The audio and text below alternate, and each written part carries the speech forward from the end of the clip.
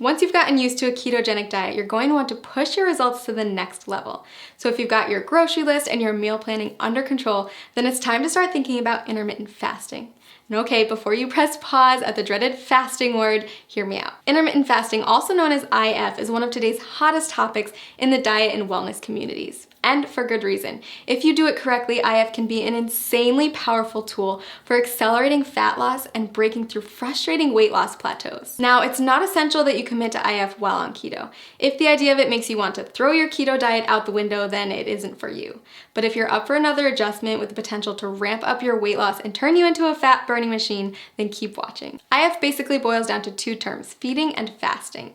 You're in a feeding state when you're eating, and all the times in between, you're fasting. Easy, right?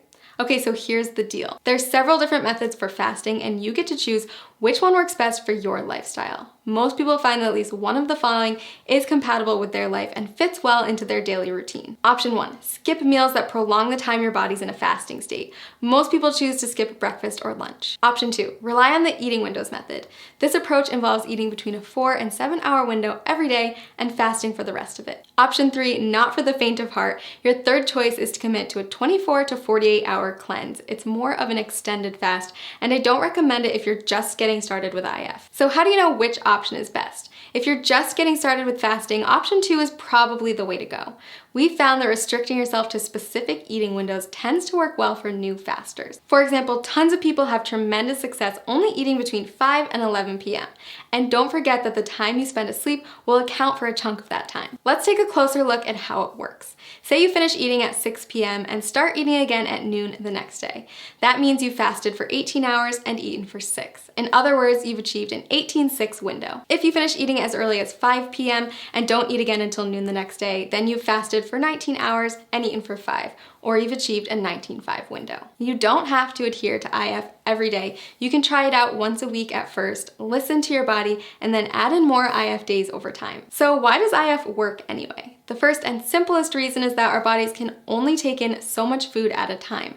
If you're someone who struggles with overeating or snacking out of boredom, IF can help to drastically cut those extra calories and keep you within your limits for weight loss. When your body's in a fasting state, it will begin to break down stored fat to use as energy. So if you're following a ketogenic diet, your body is already mimicking a fasting state since it's relying on fat, not glucose, as its main source of fuel. Just make sure that you're still hitting your daily macros and getting enough fat when you're in your eating window. If this sounds overwhelming, don't worry. We've got a tool that builds intermittent fasting into a keto diet regimen customized for your needs and goals.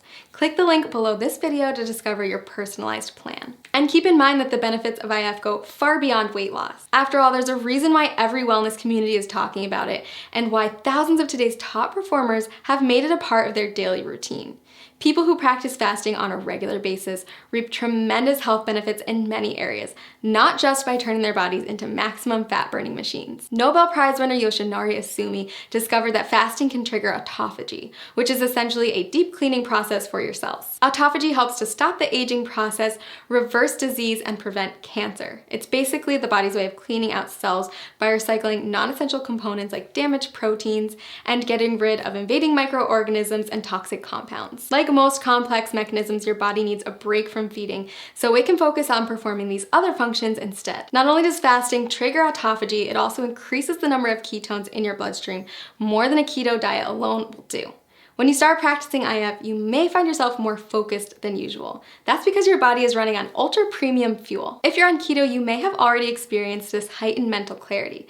So consider adding IF to your routine, a way to get more bang for your buck, so to speak. Lots of people ask me if they can do IF if they're avid exercisers. If that's you, don't worry. Countless studies have shown that intermittent fasting is compatible with fitness routines and can even result in higher metabolic adaptations, improved muscle synthesis, and even better response to post-workout meals. So is IF right for you? If you're not afraid to change it up, burn more fat, focus better, and improve overall health, then I say give it a try. I've honestly never seen as much success as I do with people who combine a ketogenic diet with an IF lifestyle. It's truly the holy grail of weight loss and optimum health. Click the link below this video to create your own customized keto diet plan where you can easily add intermittent fasting into your daily routine.